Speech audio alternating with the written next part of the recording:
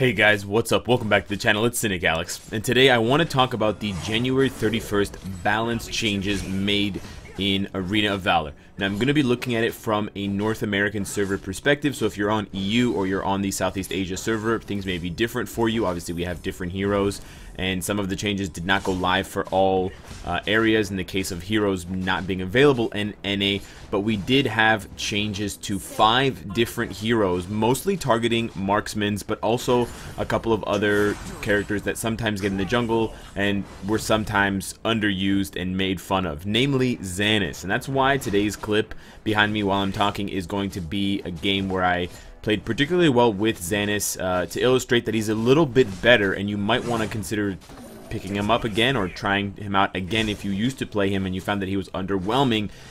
He's a little bit better now. I'm not going to say, and I can't say that he's top tier by any means. There are definitely junglers that are faster than him, and there are definitely warriors that are better than him in one-on-one situations, chasing down ADCs to the likes of Wonder Woman and Lu Bu. But he's a lot better than he used to be. So I'm going to focus on the changes for the characters and then discuss some other trends that I'm noticing as of this update and these balance changes, which have been around the game for about 3 days now, since the 31st. So Xanis got a 10% attack speed buff on his second ability, Tail Swipe. Instead of giving him a buff of 40%, it now gives him a buff of 50% attack speed. It doesn't seem like a lot, just 10%, but if you think about buffing yourself by 50%, that's almost 2 items worth of attack speed, which makes Xanis particularly threatening in the early game when he can suddenly come up with a lot of burst damage by boosting his auto attack a lot.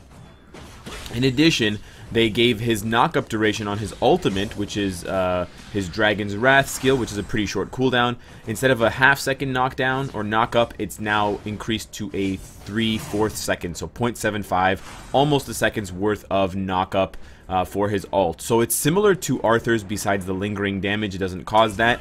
But it makes him better for team fights. It makes him better at disrupting enemy ADCs and interrupting their skills, interrupting ults and things like that. And it does make Xanis a more threatening hero overall. I find that the attack speed, that was a blunder by me, by the way, but I find that the attack speed buff coupled with the ult change does make him a lot stronger, and I've found my ability to burst down heroes that are less than tanky a lot more consistent now with him. He still suffers from having few other crowd control abilities outside of his ult, so once you spam his ult you kind of need to kill the target or you need to get out of there and wait for it to cool down. But as you'll see when the game progresses, the ult does shorten its cooldown tremendously to the point where you can kind of use it to initiate a fight, get some hits in, run away with his first skill, and then return second skill, and then his ult will cycle back if you haven't already died.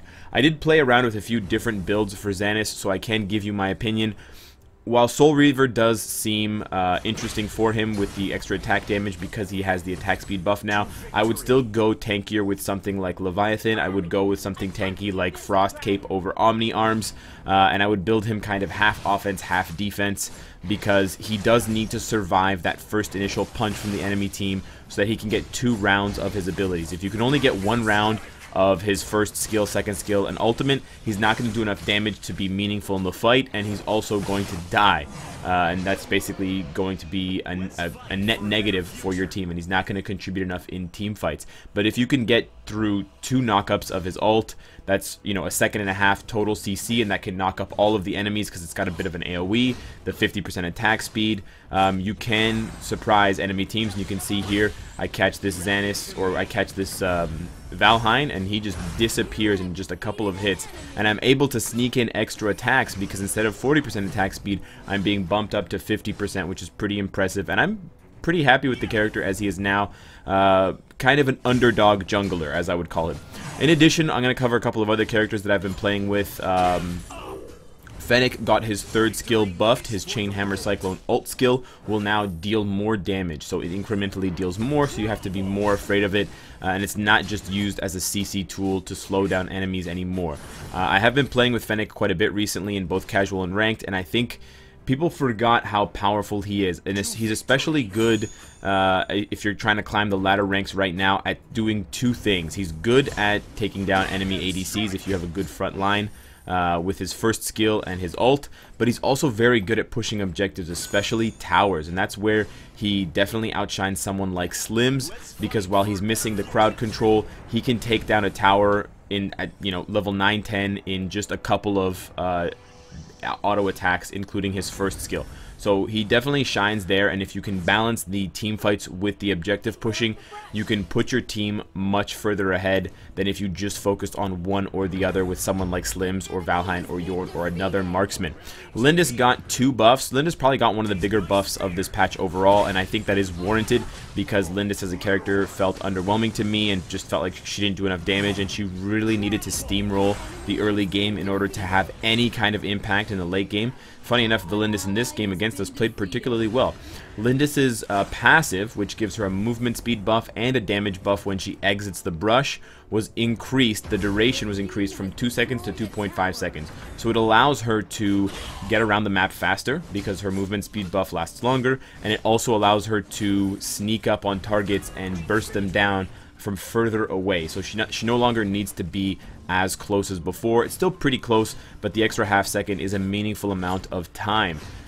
So she does have that extra buff, and then her first skill, Piercing Gaze, which would give her a bonus damage, a stack to her third basic attack on the same target. Once you unlock the skill, that damage has increased, so she'll do a little bit more damage in the early game, especially once you get her first skill unlocked, but you should still get her second skill unlocked first for those very useful mines that will kind of help your team to avoid the gank. Then Nacroth got a couple of buffs. See, most of the characters, all the characters here on this buff list are either junglers or marksmen, basically. Nacroth got his second ability, mana cost reduced for Death Sentence, and then his ult, which I think is totally lame, Judgment's Blade, got its damage increased and its mana cost reduced. I still think that his ult has targeting issues and needs a little bit wider AoE because it misses so often, but in light of that, I think it's a pretty decent buff for Nacroth. I haven't seen that many Nacroth since the January 31st balance changes, so I think he's still a bit of an underused hero, but he's also a hero with a very high skill cap, and you can still get dominated by a very good Nacroth who can time their knockups successfully, and he's basically like a more knock-up version of Xanis with lower attack speed. Then finally, Valhein, everyone's least favorite auto-lock, insta-lock noob pick for solo rank Q. Yes, Valhein got a buff, but he also kind of got a nerf, and I'll talk about that in a little bit more depth. His third ability, Bullstorm, his ult, had its base damage increased, so it's going to do more damage, but then they added the modifier that they often add to kind of shotgun effects that they have for Tulden, like they have for a bunch of other heroes, and that's if the same target is hit by multiple bullets, those blue kind of water droplet shaped bullets, they will take only 40% of the damage instead of 100%. So the days of Valhein, as far as I've understood the skill, running up and being body to body with his enemy and then just shotgunning them in the face for all 7 or 9 bullets and, you know, doing a huge chunk of their health, that's not going to do as much damage anymore. It's still going to do decent damage because they buffed the skill overall, but the 40% modifier is going to make it less about single target damage and more about hitting the enemy team at large, which definitely makes sense because you don't want to play Xanis, or sorry, you don't want to play Valhein up close. He's a marksman, and although he has poor range, that Wonder Woman, so sad, couldn't get away from the Darkslayer.